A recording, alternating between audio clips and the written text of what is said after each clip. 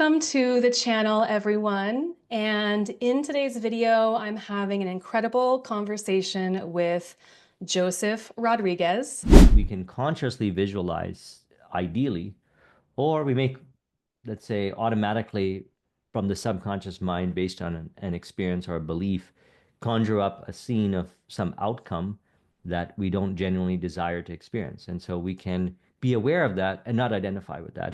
Who is a personal mentor of mine. If you don't already know Joseph, he has a highly successful YouTube channel with almost 500,000 subscribers, where he really dives into the subconscious mind and personal development. You can talk to yourself in a way that, let's say, facilitates the kind of change you would like to experience in your life. Today, we're having a conversation around something deeply relevant to this channel, which is the powerful link between the subconscious mind and the body. Releasing the stress, allowing the body to do its thing, to naturally heal, because the body is naturally healing. I've personally learned so much from Joseph through his courses and also through being a member of his flow-based prosperity mastermind. I know that his insights will be just as valuable to you as they have been to me. So welcome, Joseph. So excited to have you here to the channel. Thank you, Jenna. Excited to be here. I appreciate you. Wonderful. Thank you. So I've found in my work with holistic pain relief, one of the most transformative tools for healing is the subconscious mind and being able to identify where we may be having some disempowering beliefs. So today we're going to explore how the subconscious mind influences pain and healing, and how our deeply held subconscious beliefs might be shaping our physical experience, and how we can reprogram those beliefs to experience ease and vitality, and, like Joseph likes to say, more flow in our bodies and in our lives. How do you relate to that, Joseph? I relate harmoniously to that. Yes, I do. I also have experienced the benefits of applying what I had initially learned in Think and Grow Rich, a book that I read in 2004. It was the first time I was introduced to this subconscious mind idea. And then I discovered Power of Your Subconscious Mind by Joseph Murphy, and understanding the subconscious mind and releasing these beliefs of limitation resulted in more flow. I snowboard. I'm actually, although I don't believe in age limitations, let's say I picked up this book in 2004, Think and Grow Rich, and I feel even more energized. I do way more things and I don't feel tired. I have greater flexibility, stronger, faster, thanks to understanding how the subconscious mind works. So excited for this conversation. Wonderful. Well, on that note, in terms of your just your own experience with this, I know that you have a practice also that you do in the mornings, which includes, going to the gym, working out, really taking care of your body, but also taking care of your mind. Could you share a little bit about what your practice is that you do on a regular basis to take care of yourself? Yes, so this may vary slightly based on travel, but it generally remains the same. Where I wake up, I may read some statements of intent, which are auto-suggestions. And then I go to the bathroom and I brush my teeth, but I do it in a very particular way. My goal is to access the flow, or we could say my intention is to access the flow, which then brushing my teeth provides that opportunity because I could be present. So let's say my mind wanders about on something to do later on or thoughts of worry, I can simply release that thought and just focus on the simple task of brushing my teeth. That is very helpful right there. And then I go have a tall glass of water. I go to the gym. My workouts may vary. Sometimes it may include cardio. Then after that, I come back, I take a shower, I have a breakfast, and then I do a 20-minute Vipassana style meditation. And then I get started with my day. That's my routine. I love that. Thank you for sharing that. Could you tell us a little bit more about auto suggestions and how that works? Yes. So in the book that I mentioned, Think and Grow Rich, he mentioned that you can talk to yourself in a way that, let's say, facilitates the kind of change you would like to experience in your life. So the way I relate to it is everyone truly desires to be the way they truly desire to be as they are, perfectly as they are. So experience flow in their life, do what they love to do. And by applying auto suggestions, you can release these kinds of beliefs that we have, let's say, stored in the subconscious mind that the individual may be identified with that is generating resistance to doing the things that they love to do, to living how they would like to live. He said that if you repeat these statements to yourself in the morning and in night, and I don't do it this way. Eventually, I got to a point where I would record them as audios and play them to myself, that eventually you'll start acting that way. I didn't know that. That sounded very interesting to me. It actually sounded quite far out to me. I didn't know you could do that. But then it made sense because I was thinking a particular way. I was consuming information. I thought that reality works in a particular way, which we could say limiting way, a restrictive way in some regards. And I was identifying with those beliefs. So through auto-suggestion, I could create these statements that could be a statement like, I have wonderful experiences with friends, or I have a lavish, steady, dependable income consistent with integrity and mutual benefit, or I allow myself to do what I genuinely desire to do. And then what it does is, from my experience, is it purifies, as I say, the subconscious mind from beliefs that, let's say, suggest otherwise or conflict with that. And that's how I've been doing it. Hmm. Wonderful. So, how can someone maybe start to identify some of those disempowering beliefs if they've never heard of this before and they're like, yeah, I probably have something like that going on. How could they start to identify that?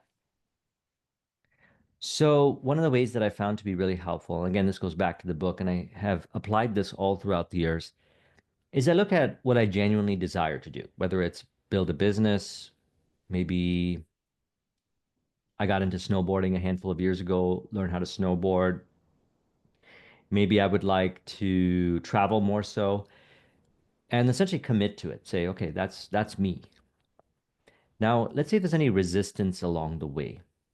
So let's use the snowboarding example.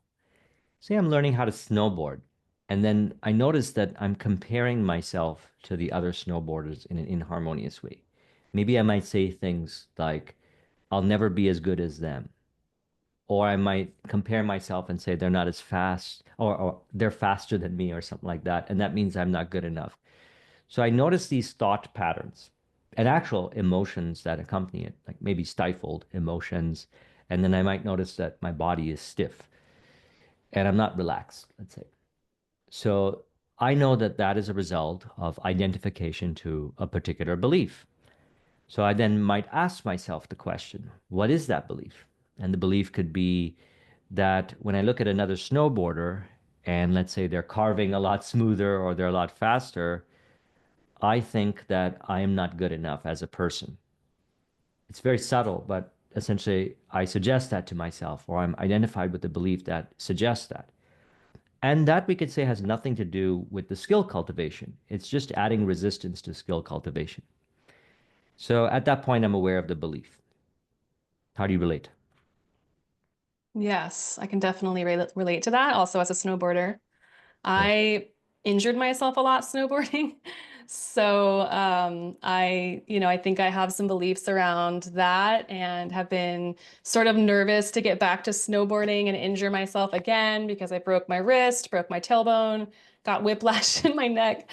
Mm. So I haven't gone in like 10 years, but I've been really wanting to get back to snowboarding. And so I have been using, some of these auto suggestions and even visualization to imagine myself snowboarding and being able to do it while also taking care of my body and feeling stronger and stronger, because I think that's also another disempowering belief that can be really common for folks is that as we get older, we're going to be able to do less and less of what we maybe love to do because now our body is going to be hurting, or maybe we're going to injure ourselves, or we're dealing with an injury. So I really like how you started out today by saying that you feel better than, it sounds like you're saying you feel better than you ever have, stronger, Yes. more agile, more flexible. Yes. And I credit it to clearing out these beliefs. And with respect to snowboarding, so let's say if I was afraid to, and no shame, no condemnation, if a person had been hurt snowboarding and they're genuinely afraid, let's say, or they feel afraid to go snowboarding, they may talk to themselves or suggest, you know what, let's go on the greens. And they imagine themselves going down the greens. And maybe it might seem like a far stretch to them to go on the black diamonds, let's say, maybe before they went on the black diamonds. Yet now they can see themselves going down the green, or they can talk to themselves. And actually, what is helpful with this is a general auto suggestion. Like, for example, there's one from Emile Coué, which goes something like, every day in every way, I'm getting better and better, or something like that. And that implies that you're making progress. So then the person might start valuing the progress. So the win then is they went to the slopes, they went down the greens. So they're not comparing themselves to, let's say, where they were before, but like someone would do, for example, if they're doing some kind of rehabilitation to get back into sports and their muscles had been atrophied, let's say, because they were in a cast, they would do some exercises and get back into it. And then over the course, they'd be back at that level of performance. The same kind of thing, we could have conversations with ourselves. We can suggest to ourselves where we make that progress. That is very helpful rather than, let's say, fighting the resistance or pushing a person to do it, because that might be very off putting for some. They might not like that. So the auto suggestions help with that. Hmm. Yes, definitely. Can definitely relate to that.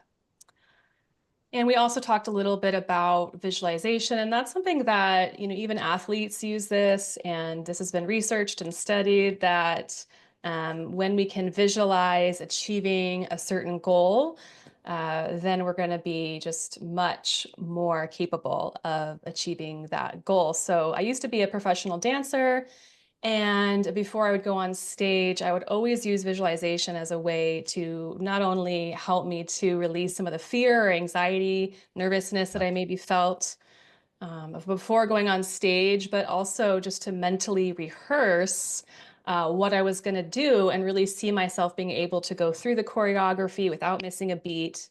And I did notice that every time I did that, I would have a better performance than I even imagined possible. So this is quite powerful. Yes, because that visualization stimulates the subconscious mind or leaves an impression upon the subconscious mind. And then you're oriented towards that performance in that way. Mm. It's like an auto suggestion. Yes. Have you also used that for snowboarding? Maybe I have. I don't remember consciously doing it. I do that a lot. I used to do that a lot with public speaking. Hmm. I would visualize people congratulating me after the public speaking event or saying, that was very transformative, or that was very helpful, or wow, that was the best presentation on this particular topic I've been to, or something like that. And then it would happen because let's say I was oriented towards that end versus, let's say, if I visualize, not knowingly, consciously, but let's say if I visualize or imagine an outcome that wasn't like that, people didn't like me, they didn't think it was a great workshop, which in the earlier stages, I used to think that at times without knowing. It's interesting how we can consciously visualize ideally, or we make, let's say, automatically from the subconscious mind based on an experience or a belief, conjure up a scene of some outcome that we don't genuinely desire to experience. And so we can be aware of that and not identify with that and be conscious about it. Hmm. Yes, I can definitely relate to that. I recently was struggling with an injury myself, and I think I had mentioned that to you as well. And nothing I was trying was working. Mhm. And I recently did a video on this on my YouTube channel. I used a number of different methods and techniques, and now I would say I'm about 75% better. But there Oh, was that's great. yeah, thanks. But there was a moment in time where I actually thought maybe I wouldn't get better, and that this was just kind of how things were going to be for me now. And it brought me back to this belief from when I was 14 years old, and I had been told or diagnosed with scoliosis. So I went to the doctor, and this was very common back then that they told people to get surgery, which was a very invasive surgery, which would have meant getting a rod put in my spine. And I remember asking the doctor, well, can I still snowboard? Can I do gymnastics? I was very athletic. And he said, no, probably not. So I made the decision then that I wasn't going to do the surgery and that I was going to find a way somehow to avoid getting that surgery. So recently, when this injury came up and my back was really hurting, and I had these thoughts coming in that would say to me, and even my family was saying, this might be the time where you have to consider surgery. And I was like, I'm not going to accept that outcome. And I'm also going to release resistance to that outcome as well. Like if that has to happen, then that's okay too. But I, I'm going to visualize a different outcome for myself. So one of the things I did was I went to go see a physical therapist and had seen physical therapists in the past. It hadn't worked for me. But when I went to go see this particular person, I said this prayer to myself of this person's going to help me. They're going to give me this insight or this tool, and this is going to work. And so I think just setting that positive outcome in my mind was really helpful. And it did work. He has been helping me a lot. So I'm very appreciative of that. How do you Yeah, relate to that's that? wonderful. I notice that these kinds of things happen as well when we're intentional about it with the subconscious mind. The way I relate to it is known and unknown ways. I may not know the ways, yet the ways appear. Or sometimes I may know some ways, and I may know many ways, let's say, but whatever is the optimal way ends up being the way. So I don't worry about the way, we could say. I also had a similar experience back in the days when I had my wisdom teeth. And what happened was because I had a retainer growing up, my teeth are very close together and, formed, let's say, harmoniously together. So there's no space between my teeth. And then when the wisdom teeth came out, it was pushing up against my teeth. And then there was this pain over here. It was really painful. So I went to the doctor or dentist, and he said, oh, it's time to take your wisdom teeth out. And this was way back in the days. I believe I was like 24, I think, at the time. And so what happened was he ends up taking them out. But then I ended up getting an infection here for some reason. And he would drain the infection and it would keep coming back. So my lip would just keep getting swollen like this from the infection and he would keep draining it. And this was go on for I think like weeks or something like that. And one time he said to me, okay, he took an x-ray and he said, okay, if it comes back one more time, we're gonna need to do surgery. And because then he showed me like my sinus cavities and stuff, it was the infection was like eating away at it. So I remember visualizing and I remember saying, oh, no, not my reality. Because the way he was describing the surgery was, it sounded pretty painful. And then he said, I'll drain it one more time. So he drains it one more time. And then so I imagined that he was going to say something like, oh, I didn't come back. I don't remember exactly what it is that I imagined. And it didn't come back. So out of all the times it came back, except this last time where he said, if it comes back one more time, we're going to take it to surgery. It didn't come back. So it didn't come back. Then months later, went for an x-ray, something like that. And he said, this is amazing. Not only did it not come back, but look at the sinus cavities. He's like, completely back to normal again. He's like, I've never seen anything like this before. He said, as a matter of fact, let's say if the infection came back one more time, it would have spread to, and I don't know, like the different parts, but he said you would be in a lot of pain. So, yes, I credit that to the power of the subconscious mind. So some way, somehow, whether it be, let's say, ways that I don't know, the body automatically finds ways. It gets calibrated or oriented towards that. Or you may meet someone who, let's say, provides a second opinion, you know, some way, somehow. I also credit that to, I always say make flow a priority. I noticed that I was under a lot of stress at that time. In other words, I was putting a lot of stress on myself.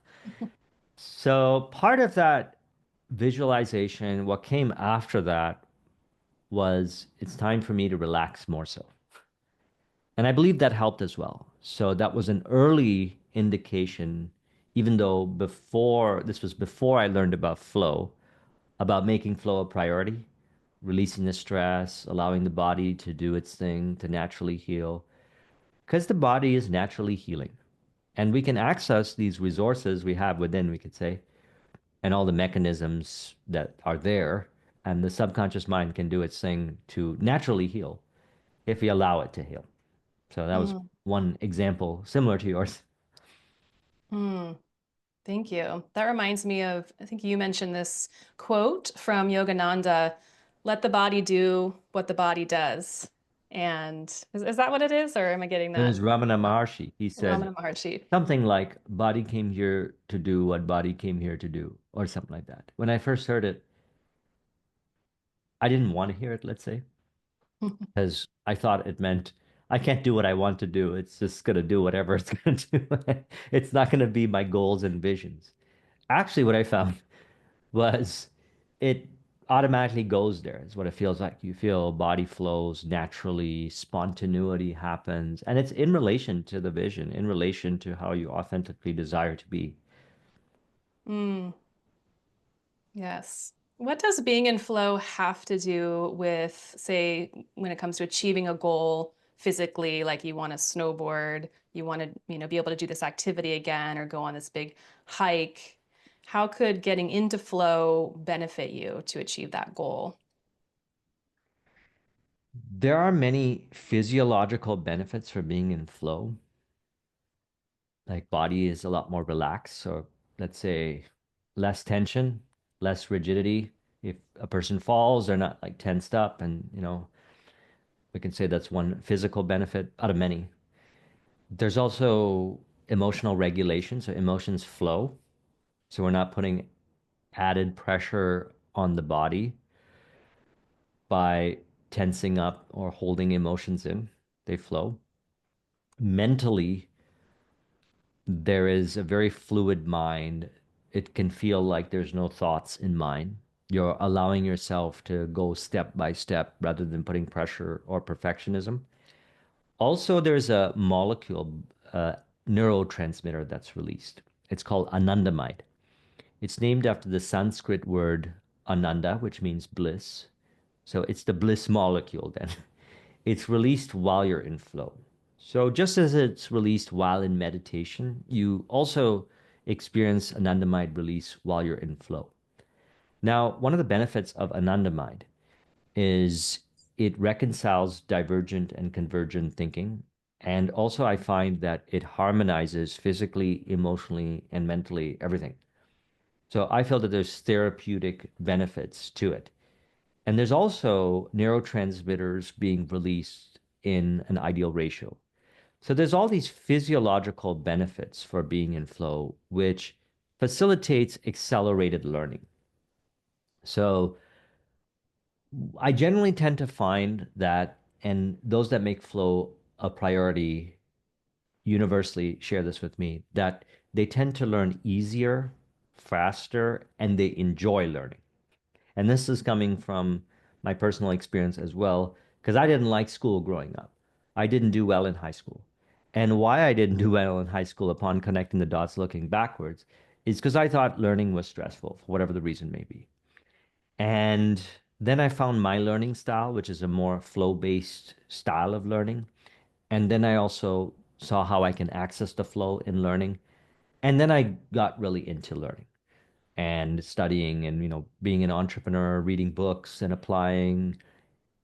Even that started to become more fun with flow, and learning became easier. So that's some of the benefits. If let's say a person wants to learn easier, faster, have fun learning, it naturally happens while a person's in flow.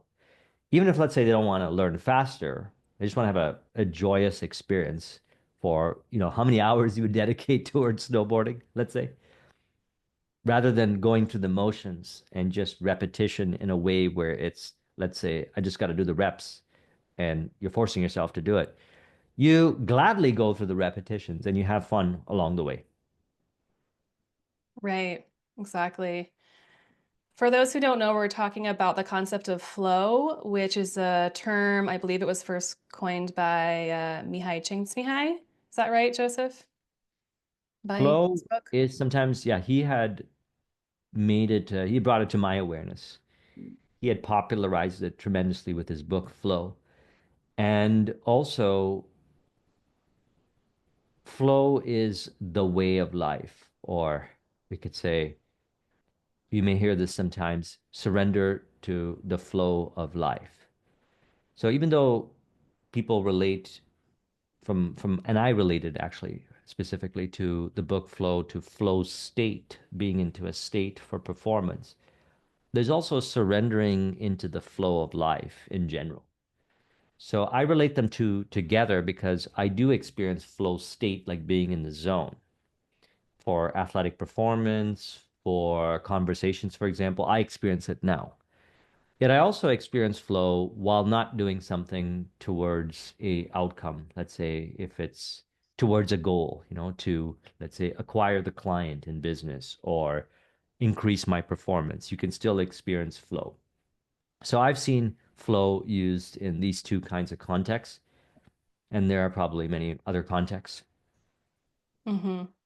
I love that. I haven't heard it break it down like that. So I like how you describe that you can be in the flow of life as well as you can also be in the flow through an activity or a sport.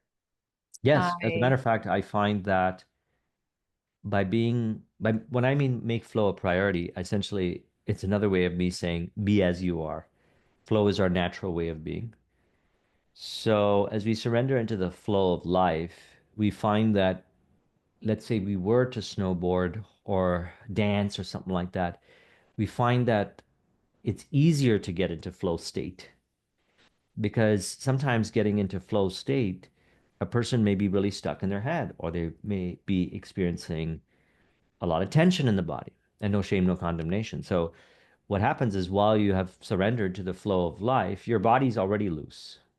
There's less overthinking in mind. So accessing the flow state, those things which get dropped as you access flow state are not there prior to accessing the flow state. You see it?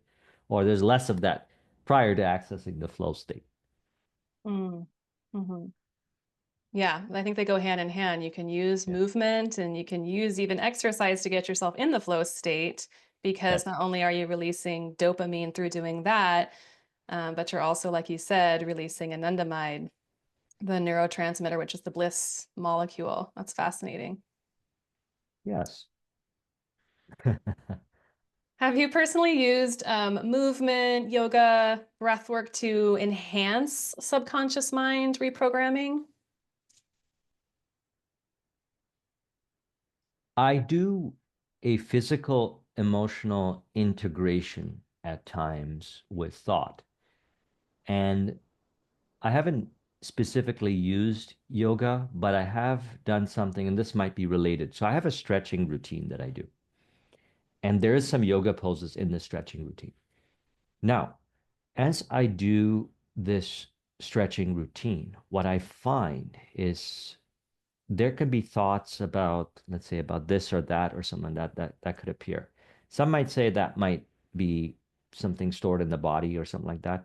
I know that those thoughts arise. So what I do is I don't identify with them. I release it and then just be really present to the stretch. So part of it is I would like to increase my flexibility. And rather than saying, I don't want to do this stretch or run away from it, I fully embrace it. So I see it as an integration, a physical, emotional integration with, let's say, self-acceptance or the thought of me being very flexible, you know. And Another way I relate to it also is conversations. I found for myself that conversations are a great way of integrating the natural way of being. What I mean by that is, let's say I say an auto suggestion. I learned this back in the days when I would teach these speed reading workshops. Prior to teaching the speed reading workshops, I would imagine myself, or I would say things to myself that would imply that I am a effective communicator, that people communicate harmoniously with me. There's a natural flow with the audience. And then I would step into the experience, and at times there would be tension, kind of like the body saying, nope, you're not like that. So would experience, or emotions that were arising from the beliefs or being filtered through the beliefs, you could say, might suggest, no, you're not like how you said you were prior, right? So rather than fighting it, I would actually step into the experience and allow those emotions to be, and they would be released or transmuted. And I would integrate it into the physical experience. I'd step into that role physically. So I felt it was a physical, emotional integration with that thought. You see it? So the combination of autosuggestion plus taking those steps allowed it to be like I do with the stretches, like, for example, with yoga. It facilitated an integrated experience. So where I got this from is I saw some videos and then there were some seminars talking about how to integrate the thought, the ideal thought, emotionally and physically. And then they would go through an exercise of doing it. And it could be a breathing exercise or it could be some kind of integration exercise. And then I said to myself, well, I'm going to do the public speaking anyways. What if I turn that into an integration exercise? So then I found that to be effective. And how do I know? And not that one way is better than another, but I found it to be effective. And how did I know that that worked? Because then eventually, when I would do the public speaking, it was exactly like how I imagined myself to be without the emotional resistance. So I knew it was integrated at that point. Mm, that's wonderful. That's a great example of how you embodied your auto suggestion. Yes. And I'm glad you brought that up because auto suggestions sometimes can be not integrated and they're just these conceptual thoughts looping. So I prefer an integrated approach. As a matter of fact, that's what he taught in Think and Grow Rich is it was related to, at that time getting out of $50,000 debt. So there were these steps to take, plans and maybe some ideas, intuition to do things differently. But in the earlier stages, they may have been resistance to it. So the auto suggestions helped release the resistance. I still end up taking the step. And so it ends up being very integrated. So that's how I learned it. Mm, I love that. And I think this is why yoga is so popular. And any mind-body exercise, Pilates is also mind-body exercise of bringing the mind into the body and recognizing that there's no separation, that the mind and the body are truly one, and being able to bring your breath into that experience of being embodied can be really transformative, especially when it comes to struggling with pain or if you're in chronic pain. Being able to have a pleasurable experience in your body is so powerful and transformative. So I love Yes. that. Yes. We then associate the body to happiness. And then it has this effect of releasing the neurotransmitters. It's integrated. The neurology is supportive, then everything is rewired, we could say, to what I call true way of being, which is joyful. Mhm. Yes. Joy is our true nature. Yes. And that's what these auto suggestions and this rewiring of our neurology, of recognizing that this is our true state of being. I know you talk about this a lot on your channel, that our true state is love, happiness, peace, bliss, fulfillment. And anything else that separates us from that is, old man thinking. So, could you talk a little bit more about that and how you relate to that? Yes, the joy of simply living or simply existing, the joy of simply existing is a realization that happened over the course of my journey. So I had found that through auto suggestions, mind was getting purified from these beliefs of limitation. And then I started to acknowledge that whatever I desire, I have. It's like prayer. Pray as though you have received it. So essentially, I'm fulfilling within. And then eventually got to the point, wait, the fact that I exist is everything I desire. I am all that I desire to be. Experientially, it was realized. And then what spontaneously arose from that is how he describes it in the book Flow, since we talked about that as autotelic, the joy of simply existing. Existence is joy. So then what happens is, let's say I don't seek, it went for me less and less that a condition needs to be there in order to experience joy. I experience joy with or without the condition, practically speaking. Let's say if I wanted to go snowboarding up north, nothing wrong with that. I go snowboarding. But let's just say on the way, there was a closure on the road and I couldn't access it to that part. That's okay. Let's say if that was the only road to the slopes, that's fine. So I head back or I stay in the area and then go the next morning or something like that. It's the condition that's there or the appearance that there is unconditional joy. So you experience joy if it's there, if it's not there. And this starts to spontaneously happen, which again points to the fact that existence is joy. So that's why I mean by when I say you are love, happiness, peace, bliss, fulfillment. That naturally arose through releasing these beliefs in the subconscious mind and saying, if I keep releasing these beliefs or these conditions that say, what remains? Well, you remain. And not only do you remain perfectly as you are. Mm, that's so powerful. Yeah, and I think I've used this too for myself when I've been struggling with, being in pain or having an injury. Of there's always something that we can focus on, to be grateful for, or also that fe does feel good, and so that can be a way that we can very practically apply this Yes. for people that need it. Is that there's always like this powerful gift of embodiment that can sometimes be hard to see if we are, struggling with pain or an injury, but it can be really supportive and also helps to rewire the brain to bring our attention back to what we do have and what we can be grateful for, because there's always something. Yes. Yes. And then what I was referring to about existence being bliss or being happiness, being love, being fulfillment, being peace, it starts to naturally arise that, let's say, if I cannot find something to be grateful for whatever the reason may be, it's a great practice to say, I'm grateful for this table, the air. But let's just say for some reason I could not find that. It results in automatically, let's say, existence. I exist beyond finding something to be grateful for as joy, as bliss. And so, what is it experienced like? It's experienced what I noticed as being calm in situations, and even you could say surprising yourself to the degree of calm in those situations or chaotic moments that, let's say, maybe before I never thought was possible. I've noticed, I trust you've noticed this as well as you've been applying this.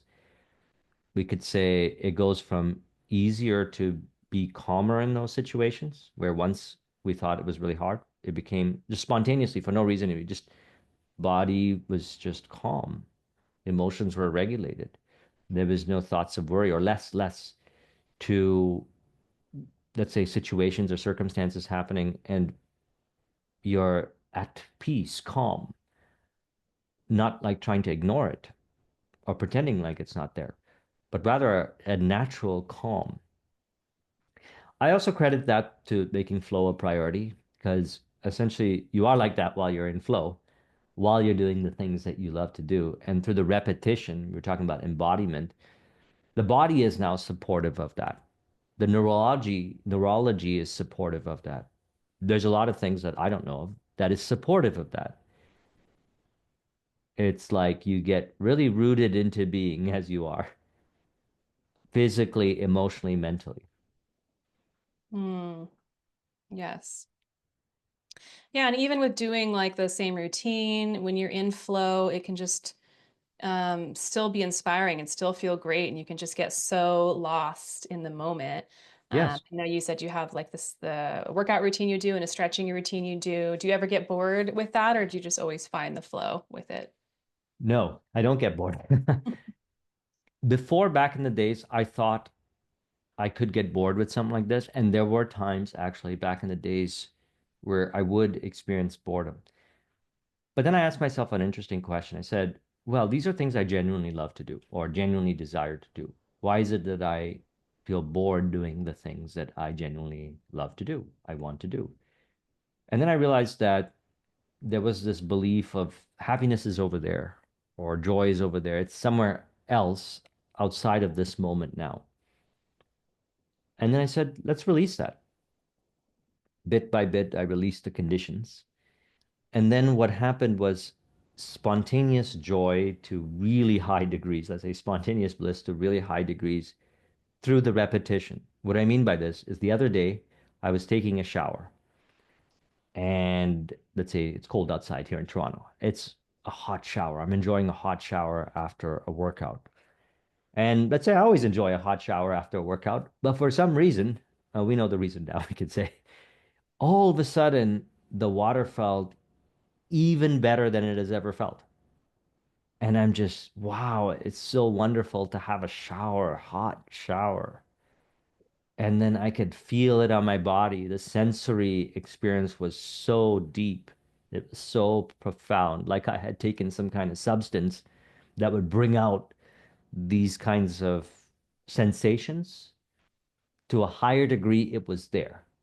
And that's when I put two and two together to a deeper degree, let's say that, oh, this is it right here, to a higher degree, that I became more present to the moment, experiencing even more bliss. So let's say an example would be if someone got excited about going to the gym and then the excitement went away. The excitement tends to be there and continues to increase more so. So same with the shower, same with this, same with that. I notice that when I make YouTube videos. I notice that when conversations. Every conversation to me starts to feel, let's say, like the first conversation I've ever had in my life. This is the first time having a conversation with a person. It's so exciting, like a child. That's what it feels like as we acknowledge that existence is bliss or existence is joy. It spontaneously plays out, we could say, through mind and the body as, let's say, experiencing bliss everywhere. And these kinds of experiences get even more profound. Now, I also believe that that has profound, let's say, physiological, alchemical, mental benefits as well, right? Because like if you legitimately feel this profound joy while having a shower and your emotions are regulated and you feel so great in your body, that's deep integration, right? That's deep embodiment of that. And that is starts to be experienced in different areas as well. For sure. Hot showers are definitely flow enhancers. I've Yes. had great ideas come through when taking a hot shower, wonderful insights. Yeah, so I can definitely relate to that. And then now and then I may throw in some contrast showers. Hot, cold, hot, cold. Those are Hmm. wonderful. Yeah. Just mix it up a little bit. There's Yeah. a lot of benefits to that too. So, if somebody wanted to get started today on doing some of this subconscious mind work and maybe starting to write down, noticing what are some limiting beliefs that come up throughout the day when it comes to my body and how I'm relating to my body, how would you suggest using these auto suggestions? So you find kind of, and you go over this in your subconscious mind course, which I will link in the description below this video. If people want to check that out, I would highly suggest that course because it's very thorough. But what's an easy way that people can just start to work with this right away? Should they use these auto suggestions before they go to bed or in the morning, or how does it work? So there are many ways and modalities for releasing these beliefs or you can say deprogramming or reprogramming the subconscious mind. If we were to choose auto suggestion, which I like personally, maybe because I started off with it, and what would be really helpful is to, let's see, let's say throughout the day, specifically in relation to body, if there's thoughts appearing in mind that suggest something of limitation towards the body, we could note it down in a journal, but let's say not further identify with it, just bring awareness to it. And then at a particular point, or you could do it on your phone, you could say, how would I like it to be? Or how would it be ideally? So let's say if a person is walking and they may have a thought in their mind suggesting, let's say, because they're at this age, they're not as fluid as someone at another age. So now we're aware of the thought. So one thing that I'd say is no shame, no condemnation. This thought is just arising from a belief, which is not you as you transcend the belief. You are beyond a limited belief. So I write it down, knowing that I transcend it. And then I may sit down and say, how would I like to see it? So I may say something like, when I walk, as I have conversations with people, my body feels fluid. Everything naturally flows. My body flows naturally, authentically, creatively expressing, or something like that. Now, the way I talk to myself might be different than how another person would talk to themselves. I like this kind of poetically sounding language. And why I like it is because it doesn't trigger beliefs. Let's say there was a belief that could get triggered and say, well, that's not true. You're lying to yourself. It doesn't trigger the beliefs by communicating with yourself in this way. I call it artful communication. Again, I talk about it in my subconscious mind program, or any way that you could talk to yourself in a way that would be how you would ideally like to talk to yourself. So then what you could do is you could record yourself. There's an app called Parrot, for example. You could record yourself saying the statements and you can play them in loop prior to going to sleep.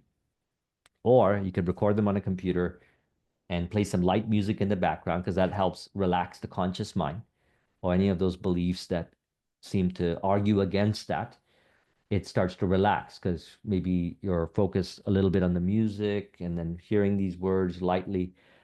And I recommend, and it doesn't necessarily always have to be this way, but I like before going to sleep, listening to them and actually falling asleep to them.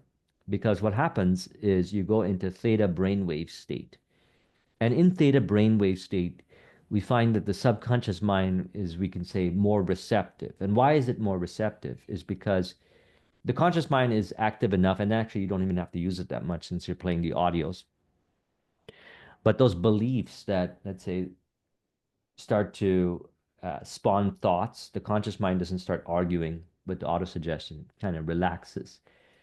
And you end up receiving the suggestions, let's say, or the suggestions end up being impressed upon the subconscious mind.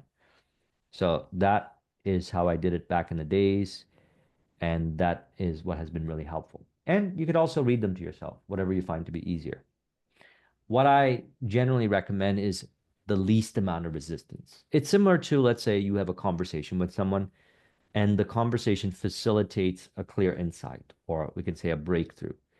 Generally find, and it's done, let's say, in a not stress force-based way, rather than like trying to force the person to behave or think in a particular way.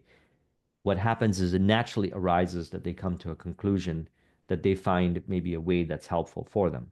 That is something that happens when we refine our communication skills and we can say become more effective in communication. So like we could do that with a person, we could do that with ourselves.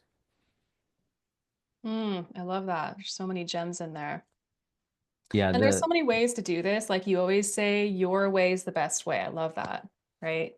So maybe somebody wants to dance in their living room and repeat auto suggestions to themselves. And that could be your way, you know. Maybe you want to do yoga, maybe, you know, like you said, using the Parrot app in the shower before you go to bed. So everyone has their own way that really works for them. And I encourage people to find their way and just experiment with it, explore, especially if you've never tried this before, just have fun with it. be playful with it. You don't have to take it too seriously, but I mean, I've used this myself. I've had very powerful results with it. So I highly suggest that folks try it out. And if you want some more guidance, you can definitely go to Joseph's website, which we will link below, and also check out his courses. But he has a lot of free content on his YouTube channel as well, centered around exactly what we're talking about today. Are there any other books or resources or final thoughts that you'd recommend for somebody that really wants to dive deeper into this? One thought that just popped up in relation to what you just mentioned, your way being the best way, we could say this comes down to building a relationship with yourself. You acknowledge that you have a subconscious mind and there can be beliefs in there.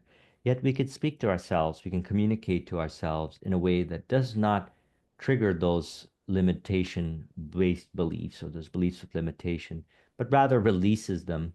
And then as we continue to learn how to communicate with ourselves, and that could be, as you mentioned perfectly, verbal and nonverbal. It could be while dance, while doing yoga.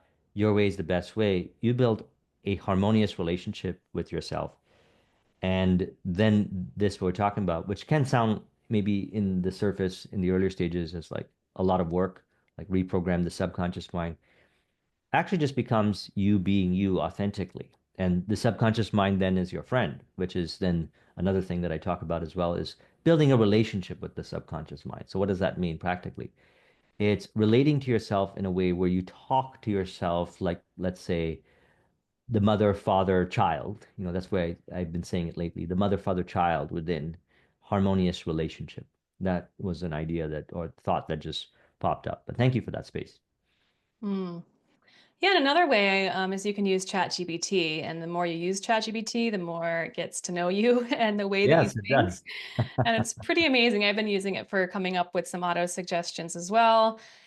And one of the things that it told me the other day, which was really interesting because you always talk about this, Joseph, is it was helping me to see that I was shaming myself around a certain experience and circumstance, and that I could, probably release some of that shame and condemnation towards myself around that certain experience. So when we're talking about, say, there's an injury that we're experiencing, there can be a lot of shame around that of like, even my client the other day, she's like, oh man, my shoulder's really hurting. And I was like, well, what'd you do? She's like, oh, I went under my bed and I tweaked my shoulder by pulling weird. And I was like, that's okay. We all do that and can release that as well. So this shows up in a lot of different ways. And this is also going back to what you were mentioning before, that it's how we talk to ourselves, and that negative self-talk is just as important when it comes to our subconscious beliefs, because it's revealing to us what our subconscious beliefs are and Yeah. what's underneath there. So I'm glad talking you to brought that up. ourselves It's that way. revealing. It's not trying to shame and condemn. It's simply bringing awareness to so that you could be the way you truly desire to be. You know, it's in your Mhm. favor. Your subconscious mind is your friend. Yes, I love that. Well, thank you so much, Joseph. It's been such a powerful conversation today. I appreciate you. I'm so grateful for you. Thank you for all that you share with everyone. Joseph also has a mastermind group, Flow-Based Prosperity, where we dive into all things related to entrepreneurship. But Joseph is really skilled at helping to bridge the gap between entrepreneurship, prosperity, and spirituality. So I would definitely also suggest checking that out if you're interested, and I'll link it below in the comments. Thank you, Jenna. This was so much fun. Thank you very much for inviting me to your channel. And also, congratulations on the great work that you do here with the channel. I appreciate you very much. This has been so much fun. Thank you. Thanks so much, Joseph.